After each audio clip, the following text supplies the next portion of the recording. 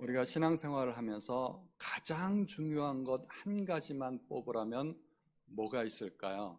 물론 중요한 것들이 굉장히 많습니다. 여러 가지가 중요하지만 그 중에서도 가장 중요한 것 하나만 손꼽으라면 저는 구원을 이야기하겠습니다. 우리가 열심히 하는 것도 좋고 복 받는 것도 좋지만 구원은 신앙의 가장 기본 중의 기본입니다. 입문이기도 하고 가장 중요한 것입니다. 만약에 구원을 받지 못했다면 우리의 신앙은 아무것도 아닙니다. 우리가 구원받고 하나님의 자녀가 된 다음에야 예배도 의미가 있고 헌신도 의미가 있고 충성도 의미가 있는 것입니다. 우리 성도님들은 모두 구원 받으셨죠? 적어도 구원의 확신만큼은 있으셔야 됩니다. 그게 기본입니다. 그런데 우리 성도님들은 어떻게 구원받으셨나요? 혹시 구원받기 위해 무엇을 하셨나요? 우리는 어떻게 구원받는다고 알고 있으신가요? 믿음으로 구원받는 거죠. 그런데 오늘 본문의 야고보서에서는 그동안 역사적으로 많은 오해가 있었고 논란이 많은 부분이 나와 있습니다. 바울은 오직 믿음으로만 구원받는다고 이신칭의 믿음으로 의롭다 칭함을 받는다는 교리를 가르쳤고 종교개혁자들도 오직 믿음으로만 구원받는다고 가르쳤습니다. 중세 카톨릭에서는 구원받기 위해 여러 가지 단계를 거쳐야 한다고 이야기했고 심지어 면죄부를 파는 그런 행위까지 있었습니다. 그러나 종교개혁자들은 다시 성경으로 돌아가기를 원했고 성경에 보니까 오직 믿음으로만 구원받는다고 가르치게 되었습니다. 그만큼 오직 믿음, 그것은 종교개혁자들의 기치였습니다. 그런데 오늘 본문을 보니까 믿음으로만 구원받는 것이 아니라고 이야기합니다. 행위가 있어야 된다고 이야기합니다. 이것은 좀 모순된 것이 아닐까요? 사도 바울의 가르침과도 위배되는 것 같고 종교개혁자들의 믿음과도 어긋나는 것 같습니다. 그래서 한때 루터는 야고보서를 일컬어서 지푸라기 서신이라고 그렇게 말하기까지도 했습니다. 마음에 안 든다는 거죠. 오해가 있었던 것 같습니다. 오해가 된 원인은 이 야고보서에 나오는 몇 단어를 잘못 이해했기 때문이라고 생각이 됩니다. 오늘 우리가 야고보서를 읽어보면 마치 믿음과 행위가 서로 적대적인 것처럼, 서로 대조적이거나 또는 보완적인 것처럼 그렇게 나타납니다. 야고보서의 몇 구절을 보면 내 형제들아 만일 사람이 믿음이 있노라 하고 행함이 없으면 무슨 유익이 있으리요? 또 어떤 사람은 말하기를 너는 믿음이 있고 나는 행함이 있으니 또 이로보건대 사람이 행함으로 의롭다 하심을 받고 믿음으로만은 아니니라. 본문에 보면은 행함과 믿음을 반복해서 이야기하고 있습니다. 서로 대조적인 것 같습니다. 더군다나 사람이 행함으로 의롭다 하심을 받고 믿음으로만은 아니니라 하는 말씀을 보면 정말 믿음으로만 구원받는 것이 아닌가? 뭔가 내가 더 해야 되는 것이 아닌가 하는 그런 생각이 들 수도 있습니다. 행함이라는 뭔가 보조적인 수단이 믿음을 뒤따라와야 하는 것처럼 그렇게 느껴질 수 있습니다. 그런데 우리가 본문을 자세히 묵상하고 좀 더 깊이 있게 살펴보면 야고보가 강조하고자 하는 것은 행함이 아니라 오히려 믿음이라는 것을 우리가 알게 됩니다. 우리가 아까 읽었던 구절에서는 믿음과 행함을 구분해서 설명하고 있지만 야고보가 정말 설명하고자 하는 것은 둘은 분리될 수 없는 하나라는 것입니다. 야고보가 배척하고자 하는 것은 믿음이 아니라 좀 더 정확하게 표현하자면 행함이 없는 믿음이라는 것입니다. 그래서 다시 성경을 보겠습니다. 이와 같이 행함이 없는 믿음은 그 자체가 죽은 것이라. 20절에도 허탄한 사람아 행함이 없는 믿음이 헛것인 줄 알고자 하느냐. 또 26절에도 영혼 없는 몸이 죽은 것 같이 행함이 없는 믿음은 죽은 것이라고 말씀하고 있습니다. 그러므로 행함이 없는 믿음은 죽은 것이고 헛것이고 아무것도 아닙니다. 이것을 야고보 선생은 배격하고자 했습니다. 그런데 용어를 좀 정확하게 쓰지 않았던 것 같아요. 행함이 없는 믿음을 야고보 선생은 단순히 그냥 믿음이라고만 표현을 했습니다. 그런데 만약에 행함이 없는 믿음이 있다면 그와 반대되는 개념은 뭘까요? 행함이 있는 믿음입니다. 그것은 죽은 믿음에 대조하여 산 믿음이 될 것이고, 그것은 헛된 믿음에 대조하여 진실한 믿음이 될 것입니다. 이것을 야고보 선생은 행함이라고 그냥 확 줄여서 얘기해 버렸습니다. 그러니까 행함과 믿음을 대조하는 것이 아니라 사실은 행함이 없는 믿음과 행함이 있는 믿음을 비교해서 설명하고 싶었던 것입니다. 그래서 야고보 선생이 이야기한 2장 18절의 말씀이 참 오해의 소지가 많은데, 이것을 좀 더 정확히 풀어서 이야기하면 이렇게 된다는 것입니다. 어떤 사람은 말하기를 너는 행함이 없는 믿음이 있고 나는 행함이 있는 믿음이 있으니 행함이 없는 내 죽은 믿음을 보이라. 나는 행함으로 내 산 믿음을 내게 보이리라 하리라. 이것이 원래의 의미인데 괄호 안에 있는 부분을 생략해버린 것이죠. 그래서 너는 믿음이 있고 나는 행함이 있고, 너는 내 믿음을 보이라 나는 행함을 보이겠다, 이렇게 이야기가 된 것입니다. 그러니까 원래 비교 대상은 행함이 없는 믿음과 행함이 있는 산 믿음이라는 것입니다. 그래서 구체적으로 행함이 없는 믿음을 설명하기 위해서 오늘 본문에서는 5가지 가짜 믿음, 우리가 믿음이라고 착각하기 쉬운 5가지 가짜에 대해서 예를 들었습니다. 첫 번째가 말로만 하는 믿음입니다. 말로만 하는 믿음은 믿음이 아니라는 것입니다. 예를 들어서 형제나 자매가 굶고 헐벗고 있습니다. 우리는 얼마든지 말로 위로할 수 있습니다. 배고프신데 가서 맛있는 것 좀 사서 드세요. 추우신데 옷 좀 사서 입으세요. 우리는 얼마든지 말로 위로할 수 있습니다. 그런데 누구는 그러고 싶지 않아서 그러고 있나요? 그 사람도 먹고 싶고 입고 싶고 다 하고 싶습니다. 몰라서 안 하는 게 아니라는 것입니다. 왜 그 사람은 못 먹고 헐벗고 그렇게 하고 있을까요? 돈이 없어서, 능력이 안 돼서 그러는 것입니다. 그 사람에게 필요한 것은 도움의 손길이지 충고가 아니라는 것입니다. 그러므로 말로만 하는 이웃사랑은 참된 사랑도 아니고 참된 믿음도 아니라는 것입니다. 두 번째 믿음이 아닌 것, 그것은 신학적 지식입니다. 예를 들어서 세상의 참 신은 오직 하나님 한 분뿐이라는 것을 아는 것, 그것은 대단히 중요합니다. 당시에 세계 패권을 거머쥔 로마에서는 다신, 여러 신들을 섬기는 다신교를 갖고 있었습니다. 그런데 그러한 상황 속에서 하나님을 한 분이시라고 믿고 있고 다른 여러 가지 헛된 신들은 다 가짜고 사실이 아니라고 믿는 이 유일신 사상은 굉장히 훌륭한 것입니다. 그것은 매우 옳은 믿음이라고 할 수가 있습니다. 그런데 문제는 그런 정도의 믿음은 귀신들도 갖고 있다는 것입니다. 사탄이 하나님 앞에 나아가서 욥에 대해서 참소하지 않았습니까? 사탄이 하나님을 부인하겠습니까? 사탄이 하나님을 세상에 존재하지 않는다고 말을 하겠습니까? 사탄이야말로 하나님이 어떠한 분이신지를 가장 잘 알고 있는 존재입니다. 신약에서 예수님의 정체를 가장 먼저 알아봤던 것은 놀랍게도 사람들이 아니라 귀신들이었었습니다. 사람들은 예수님을 알아보지 못했습니다. 그래서 저가 누구냐? 저가 목수의 아들이 아니냐 했을 때 귀신들은 예수님의 정체를 먼저 알아봤습니다. 사람들은 예수님의 능력을 몰라봤습니다. 그래서 그들끼리 수군거리면서 저가 뉘기에 바람과 바다도 순종하는고 하고 그들끼리 수군거렸습니다. 그러나 귀신들은 예수님의 권세와 능력을 알아보고 그 앞에서 두려워서 떨었습니다.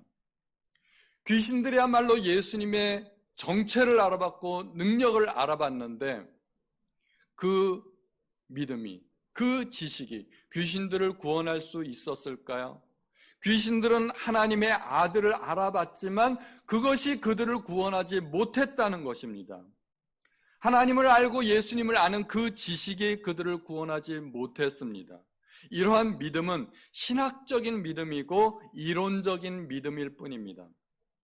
좀 더 정확하게 이야기하자면 그것은 믿음이 아니라 그저 지식에 지나지 않는다는 것입니다.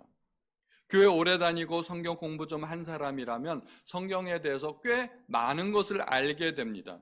그런 사람과 대화해 보면은 이 사람 많이 알고 있네, 이런 감탄이 나올 때도 있습니다. 그런데 많이 안다고 해서 믿음이 좋은 것은 아니라는 것입니다. 만약에 지식과 믿음이 비례한다면 신학교 교수님들이야말로 정말 믿음이 좋은 사람들이죠. 그런데 믿음은 꼭 그렇게 되는 것은 아니라는 것입니다. 세 번째로 우리가 또 착각하기 쉬운 것, 순종하지 않는 믿음은 그 또한 가짜라는 것입니다. 그래서 순종하는 믿음을 설명하기 위해서 아브라함을 예로 들었습니다. 아브라함 하면 딱 어떤 생각이 드시나요? 믿음의 조상입니다. 믿음 하면 가장 먼저 떠오르는 인물이 바로 아브라함입니다. 그래서 믿음을 설명하기 위해 가장 좋은 샘플을 든다면 그 사람이 바로 아브라함이라는 것입니다. 그래서 바울은 믿음을 설명하기 위해서 로마서에서 누구를 샘플로 들었나요? 바로 아브라함입니다. 그런데 야고보 선생도 아브라함을 지금 샘플로 들고 있어요. 그렇다면 뭐를 설명하기 위한 거라는 거예요? 바로 믿음을 설명하기 위한 것입니다. 아브라함의 믿음은 어떤 믿음일까요? 아들 이삭을 제단에 바치는 믿음. 그것은 순종하는 믿음이고 행함이 있는 믿음이라는 것입니다. 이로써 그의 믿음이 온전하게 되었다는 것입니다. 야고보가 설명하고 싶었던 그 믿음, 온전한 믿음, 순종하는 믿음, 행함이 있는 믿음이라는 것입니다. 그럼 그 반대 개념도 가능하겠죠. 온전하지 못한 믿음, 불완전한 믿음도 있을 것입니다. 그러한 믿음은 불순종하는 믿음이겠죠. 행함이 없는 믿음이겠죠. 그 믿음은 믿음이 아니라는 것입니다. 그리고 네 번째, 결단이 없는 믿음은 가짜라는 겁니다. 그것은 믿음이 아니라는 것입니다. 그것을 설명하기 위해서 기생 라합을 예로 들었습니다. 정탐꾼들의 기생 라합의 집에 들어왔을 때 라합은 정탐꾼들에게 자기 민족들의 반응을 이야기합니다.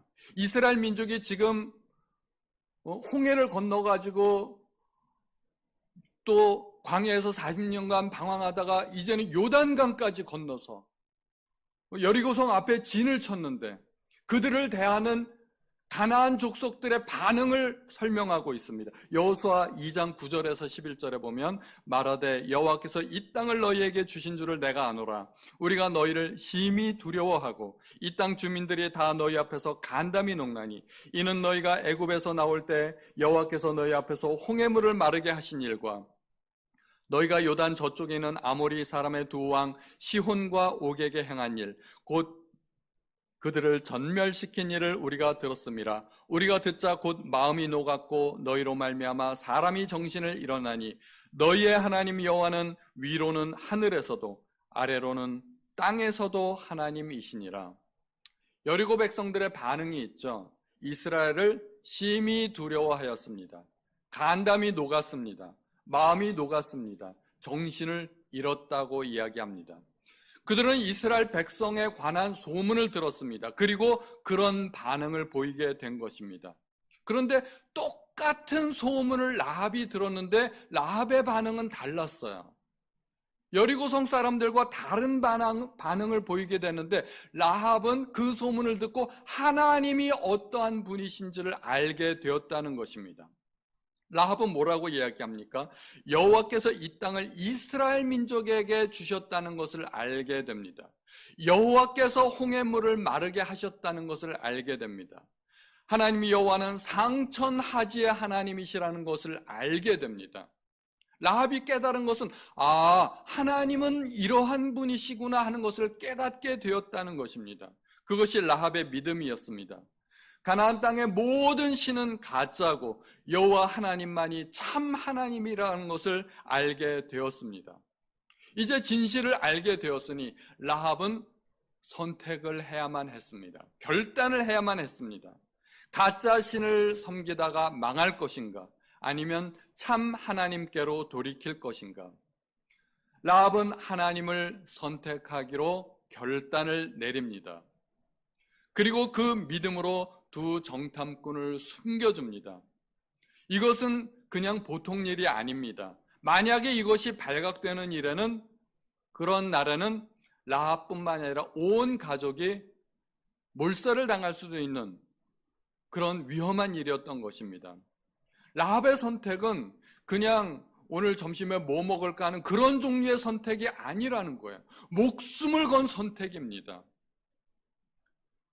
그 라합의 믿음은 결단으로, 행동으로 나타났다는 것입니다. 결단하지 않는 믿음, 그것은 가짜라는 것입니다. 다섯 번째로, 모든 결론으로 행동하지 않는 믿음은 죽은 것이라는 것입니다. 영혼 없는 몸이 죽은 몸이죠. 행동하지 않는 믿음은 죽은 믿음이라는 것입니다. 제가 살았나요? 죽었나요? 한번 맞춰보세요. 죽었다고 얘기하실 분 아무도 안 계시겠죠. 제가 살았다는 걸 어떻게 아세요? 증거 있으세요? 제가 살아서 움직이잖아요. 제가 살아서 움직이고 말도 하고 행동도 하고, 딱 보니까 살았네. 만약에 제가 죽었으면 어떻게 될까요? 전혀 미동도 없겠죠. 심장도 뛰지 않을 겁니다. 동작이 없으면 죽은 겁니다. 살아 움직이니까 살아있는 것입니다. 살아있는 믿음은 움직이는 믿음이라는 것입니다. 행동하는 믿음만이 살아있는 믿음이고, 만약에 믿음이 있다 하면서도 전혀 어떤 행동이 없으면 그 믿음은 죽은 것이라는 것입니다. 야고보는 이렇게 살아있는 믿음과 죽은 믿음을 구분했습니다. 믿음이 두 가지 종류가 있는데, 산 믿음과 죽은 믿음, 진짜 믿음과 가짜 믿음을 구분했다는 것입니다. 그런데 야고보서가 역사적으로 오해받아온 이유 중에 하나가 수신자를 고려하지 않았기 때문인가 합니다. 바울이 이신칭, 오직 믿음으로만 구원받는다는 설명을 했던 것은 로마서와 갈라디아서입니다. 이방인 지역에 세워진 교회들을 대상으로 한 것입니다. 그들 가운데는 많은 이방인 성도들이 있었고 믿음의 초보를 알지 못하는 사람들이었습니다. 믿음이 있긴 있어도 쉽게 흔들릴 수 있는 사람들입니다. 그들은 신학적인, 교리적인 기반을 갖추지 못한 약한 사람들입니다. 바울은 그들에게 믿음의 기초를 신학적인 기반 위에서 설명해 줄 필요가 있었던 것입니다. 우리가 어떻게 구원받는가? 오직 믿음으로만 구원받을 수 있다고 설명을 해준 것입니다. 반면에 야고보서의 수신 대상은 흩어진 12지파입니다. 그들은 박해를 받아 뿔뿔이 흩어진 사람들이고 신앙의 자유를 찾아 고향 친척을 떠난 사람들입니다. 그들은 순교의 각오까지 했던 사람들입니다. 도망다니다 잡히면 순교할 수도 있고 안 잡히면 근근히 살아갈 수 있었습니다. 그들은 신앙 때문에 나그네처럼 살면서 부귀영화도 포기한 사람들입니다.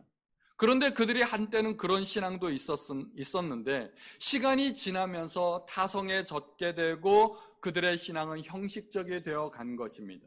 삶은 이방인들을 닮아가게 되었습니다. 야고보는 그들에게 신앙의 본질을 다시 한번 일깨워 줄 필요가 있었던 것입니다.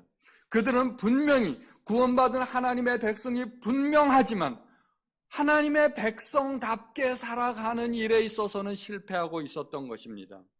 그래서 진실한 믿음은 무엇인지 다시 한번 설명하고 있는 것입니다. 행함이 없는 믿음은 죽은 것이라고 이야기했습니다. 그렇다고 그들이 야고보서를 받고 있는 이 수신자들이 구원받지 못했다는 말이 아닙니다. 믿음대로 살고 있지 못하다는 것입니다. 이 야고보서의 내용은 오늘날 대한민국 교회에게 주시는 하나님의 메시지라고 생각이 됩니다. 우리가 기도하고 성경 공부하고 예배 드리는 것이 결코 중요하지 않은 것이 아닙니다. 그것은 대단히 중요합니다. 그것은 우리 신앙의 기초를 쌓는 것입니다. 땅을 파고 기초를 세우는 것입니다. 그런데 그 기초를 세우는 목적이 있지 않습니까? 건물을 세우고자 함입니다. 기초만 쌓고 건물을 세우지 않으면 그 기초는 아무것도 아니죠. 기초를 쌓는 이유는 건물을 세우고자 하는 것입니다. 축구 선수가 공을 드리블을 해가지고 막 몰고 갑니다. 수비수 한 10명쯤을 혼자 실력으로 제꼈습니다. 막 관중들이 환호하고 박수치고 난리가 나겠죠. 혼자서 골대 앞까지 왔습니다. 골키퍼와 1대1로 마주치는 상황에서 어떻게 해야 될까요? 슛! 찼습니다. 그런데 노골이 됐습니다. 얼마나 안타깝겠습니까? 드리블의 목적은 슛을 해서 골인을 하기 위한 겁니다. 10명을 제쳤는데 골대 앞에 와서 헛발질을 했다면 얼마나 안타깝겠습니까? 칭찬을 받다가 오히려 나중에는 욕을 먹을 수도 있을 것 같습니다. 그리스도인의 신앙 최종 목표는 신앙대로 사는 것입니다. 행동으로 나타내야 하는 것입니다. 드리블은 슛으로 이어져야 되고 그 최종 목적은 골인입니다. 우리가 성경 공부하고 기도하고 예배드리는 것은 믿음을 키우기 위한 것이고 그 믿음은 삶으로 나타나야 된다는 것입니다. 우리가 예배드리는 것은 은혜 받기 위한 것이 아닙니다. 우리의 예배의 목적, 그것은 삶의 개혁입니다. 예배 드린 만큼 우리의 삶이 달라져야 됩니다. 여러분들에게 질문을 한번 해보겠습니다. 돈이 중요할까요? 목숨이 중요할까요? 당연히 목숨이 중요합니다. 우리가 돈을 버는 목적은 살기 위함입니다. 살기 위해서 돈을 버는 것입니다. 당연히 돈보다 목숨이 중요합니다. 그러므로 돈과 목숨을 맞바꾸는 사람은 세상에 없습니다. 천하를 다 얻는다 한들 내 목숨을 잃어버린다면 그 천하는 아무것도 아닙니다. 그래서 주님도 말씀하시지 않았습니까? 사람이 만일 온 천하를 얻고도 자기 목숨을 잃으면 무엇이 유익하려? 우리가 그렇게 세상에서 절절매는 돈보다는 목숨이 더 중요하다는 것입니다. 그런데 사람들은 때로는 목숨을 바쳐가면서 어떤 일을 하기도 합니다. 목숨보다 중요하게 여기는 어떤 일이 있다는 겁니다. 그것은 신념 때문에 그렇습니다. 사람이 목숨을 걸 수 있는 일은 신념입니다.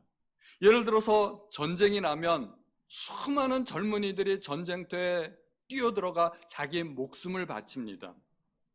군인들도 물론 살아서 끝까지 전쟁을 수행하고 가족의 품에 돌아가고 싶습니다. 죽고 싶은 사람은 아무도 없습니다. 그러나 내 한 목숨을 바쳐서 내가 조국을 지키는데 일조할 수만 있다면 내 이 한 목숨 아낌없이 바치리라 하는 그들의 확고한 신념이 있기에 그들의 젊은 목숨을 그렇게 바칠 수 있는 것입니다. 우리나라 6.25 때는 군수 물자도 부족하고 병력도 부족해서 심지어 학생들까지 학도병으로 전쟁에 뛰어들었습니다. 학업보다는 국가의 안보가 더 중요하다는 그들의 신념 때문이었습니다. 적의 탱크가 막 몰려드는데 그 탱크를 저지할 수 있는 대포가 우리나라에는 없었어요. 막 그 군인들이 수류탄을 끌어안고 탱크 밑에 들어가서 자폭하고 탱크를 저지했다는 그런 이야기도 있습니다. 그들이 그렇게 목숨을 바쳐가면서 나라를 지키고자 했던 것은 그것은 정말 가치 있고 용기 있고 그것은 위대한 일이라는 그들 마음속에 확신이 있었기 때문에 그들의 신념이 있었기 때문에 목숨 바쳐가며 그런 일을 할 수 있었던 것입니다. 우리나라 일제강점기의 독립투사들도 마찬가지입니다. 그들은 독립을 위해 기꺼이 목숨을 바쳤습니다. 목숨을 바쳐서라도 조국의 독립을 이루는데 기여할 수만 있다면 그것은 가치 있는 일이고 그것은 보람 있는 일이라는 확신이 있었기 때문입니다. 심지어 잘못된 신념도 마찬가지입니다. 이슬람교의 자살폭탄 테러단들도 그렇습니다. 그들은 그 전쟁을 성전이라고 거룩한 전쟁이라고 생각을 하고 그렇게 죽으면 그들은 화려한 천국에서 아주 높은 직분을 받고 그냥 호의호강하면서 살 수 있다는 그런 잘못된 믿음을 갖고 있는 것입니다. 그런 심지어 잘못된 믿음조차도 목숨을 바치게 만듭니다. 공산주의가 옳다고 믿는 사람들은 공산주의를 위해서 목숨을 바치지 않습니까? 철길 위에서 놀고 있는 아이에게 달려드는 기차를 보고 아이를 밀어내고 대신 죽은 어머니 이야기가 있습니다. 아이에 대한 사랑 때문이기도 하지만 아이의 목숨은 내 목숨보다 훨씬 더 중요하다는 그러한 신념이 있기 때문에 그렇게 하는 겁니다. 사랑이기도 하고 신념이기도 합니다. 수많은 탐험가들이 극지 탐험에 목숨을 잃었습니다. 에베레스트 정복한다고 수십 명 목숨을 잃었습니다. 모르는 사람까지 합치면 수백 명이 될 수도 있습니다. 남극 탐험한다고 여러 명 죽었습니다. 또 미지의 세계를 발견하겠다고 대양을 탐험하다가 좌표를 잃어버리고 선원이 모두 죽고 유령선이 된 배가 한두 척이 아닙니다. 왜 그들은 그런 모험에 목숨을 걸었습니까? 일단은 자기는 할 수 있을 것이라고 믿었기 때문입니다. 그리고 또 아무도 해보지 못한 일을 자기가 하면 그것은 그만한 가치가 있는 위대한 일이라고 신념을 가졌기 때문입니다. 사람들은 그렇게 자기가 믿는 일에 목숨을 바칩니다. 북한 주민 중에는 목숨 걸고 북한을 탈출해서 남한으로 오고자 하는 사람들이 있습니다. 북한에 그대로 있으면 굶어 죽겠지만 남한에 오면 살 수 있다고 믿었기 때문입니다. 그 믿음 하나 때문에 목숨을 건 북한 탈출을 감행하는 것입니다. 지금과 같은 코로나 시대 해외에서 코로나에 감염되어 목숨을 잃는 선교사님들도 있습니다. 여러 선교사님들이 이미 목숨을 잃었다고 그런 안타까운 그런 소식들을 접하게 됩니다. 우리나라에도 조선시대 수많은 선교사님들이 왔다가 여러 번의 박해로 목숨을 잃었습니다. 그들은 왜 박해가 있는 줄 알면서도 조선 땅에 들어와야만 했을까요? 그것이 그들의 사명이었기 때문입니다. 주님께서 내게 맡기신 일이고 그 일을 위해서라면 내 목숨도 기꺼이 바칠 만한 가치가 있다고 믿었기 때문에 박해를 불구하고 조선 땅에 왔던 것입니다. 바울도 그렇게 믿었습니다. 사도행전 20장 24절에 내가 달려갈 길과 주 예수께 받은 사명 곧 하나님의 은혜의 복음을 증언하는 일을 마치려 하면은 나의 생명조차 조금도 귀한 것으로 여기지 아니하노라. 여기에 사명과 목숨의 가치 비교가 있습니다.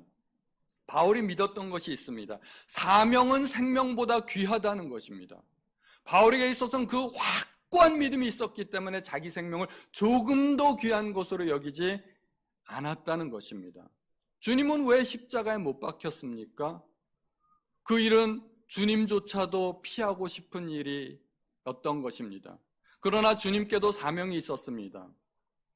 할 수만 있다면 십자가를 피하고 싶었지만 내가 십자가를 져야 온 인류를 구할 수가 있고 하나님의 명령에 순종하는 것이란 그 믿음이 있었기 때문에 묵묵히 십자가의 길을 가셨던 것입니다. 이와 같이 우리에게 어떤 신념이 있으면, 확고한 믿음이 있으면 우리로 하여금 행동하게 만듭니다. 가만히 있지 못하게 만드는 겁니다. 만약에 우리가 무엇을 믿는다고 하면서 그렇게 살지 않는다면 그것은 믿음이 아니라 단지 그렇게 배웠고 그렇게 알고 있는 것뿐입니다. 그것은 믿음이 아니라는 것입니다. 주님께서 주는 것이 받는 것보다 복되다 하는 말씀을 진실로 믿는다면 우리는 주는데 아까워하지 않을 것입니다. 우리가 만약에 사랑과 용서의 능력을 믿는다면 우리가 용서 못할 사람이 어디 있겠습니까? 기도하면 반드시 하나님은 응답하신다고 믿는다면 기도 안 하겠습니까? 불철주야로 하나님 앞에 기도할 것입니다. 순종이 제사보다 낫다는 말씀을 믿는다면 순종하는 삶을 살 것입니다. 그런데 우리는 그런 것들이 중요하다고 배웠을 뿐이지 아직 행동하는 믿음으로까지 자라지 못한 경우가 많다는 것입니다. 우리는 믿음대로 살아야 합니다. 왜 믿음대로 사는 것이 그토록 중요할까요? 세상 사람들은 그리스도인들의 믿음을 보는 것이 아니라 삶을 보고 평가합니다. 우리가 교회에서 얼마나 큰 믿음을 가졌는지, 얼마나 예배를 잘 드리는지, 성경을 얼마나 많이 읽고 얼마나 많이 기도하는지 세상 사람들은 관심도 없습니다. 세상 사람들은 우리의 행동과 세상 속에서 우리가 살아가는 삶의 모습을 보고 평가를 합니다. 저 사람이 교회 집사라며 근데 왜 저래? 왜 저 모양이야? 뒤에서 그런 말을 할 수도 있어요. 그런데 우리가 세상 가운데서 빛이 되고 소금의 역할을 잘하면 교회에서 집사라며 와, 교회 다니는 사람 역시 뭔가 달라. 이런 말을 할 수도 있다는 겁니다. 사람들이 평가하는 기준 오직 한 가지, 우리의 삶입니다. 교회 안에서도 사실은 동일합니다. 우리가 만약에 신앙인이라고 하면서 다른 사람들에게 상처 주고 말을 함부로 하고 예의가 없고 이기적이고 그런 삶을 살면 그 모든 신앙은 사실 헛된 것이라는 것입니다. 우리가 믿음과 행동에 대해서 이야기했습니다. 사실은 별개가 아니라 하나입니다. 믿음이 뿌리라면 열매는 행동입니다. 한 나무인데 믿음이라는 뿌리에서 행동이라는, 삶이라는 열매가 맺혀지는 것입니다. 세상 사람들이 보는 것도 열매이고 하나님이 기대하시는 것도 열매입니다. 이 나무가 사과나무인지 감나무인지 어떻게 알아요? 열매 딱 보면 알죠. 대추나무인지 밤나무인지 어떻게 알아요? 열매 딱 보면 알죠. 열매 보면 아는 겁니다. 무슨 나무인지. 뿌리 보고 알겠습니까? 뿌리 보고는 몰라요. 열매 보고는 딱 아는 것입니다. 뿌리가 존재하는 이유는 양분과 물을 빨아들여 가지고 열매를 맺기 위함입니다. 뿌리는 튼튼한데 잎만 무성하고 열매 없는 나무를 어떻게 해야 될까요? 주님은 그런 나무를 찍어버리라고 말씀하십니다. 우리는 열매를 맺어야 됩니다. 주님께서 기대하시는 것은 결국 열매입니다. 열매를 맺기 위해 어떻게 해야 될까요? 우리는 교회에서 인정받는 그리스도인이 되어야 됩니다. 이게 일단은 첫 번째입니다. 열심히 예배 참석하고 배운 대로 순종해야 됩니다. 봉사해야 됩니다. 그리고 나아가서 세상에서 인정받는 그리스도인이 되어야 합니다. 적어도 내가 그리스도인이라는 것을 내 주변의 모든 사람들이 알고는 있어야 됩니다. 10년 동안 같은 직장 생활했는데 10년 지나서 너 교회 다녔어? 그런 이야기를 10년이 지나서 듣는다면 문제가 있다는 겁니다. 우리가 교회를 오래 다녀도 무능력한 삶을 살고 변화되지 않는 이유는 믿음이 없기 때문입니다. 믿음이 있어도 가짜 믿음을 갖고 있기 때문입니다. 오늘 우리가 배운 5가지 가짜 믿음, 거기에 속지 않으시기 바랍니다. 말로만 하는 믿음, 머리로만 아는 믿음, 순종하지 않는 믿음, 결단이 없는 믿음, 행함이 없는 믿음, 다 가짜입니다. 야고보 선생은 준엄하게 이야기합니다. 그 믿음이 능히 자기를 구원하겠느냐. 우리는 행동하는 믿음, 살아있는 믿음을 가지셔야 됩니다. 능력 있게 세상을 살아가시는 성도님들 되시기를 예수님의 이름으로 축원드립니다.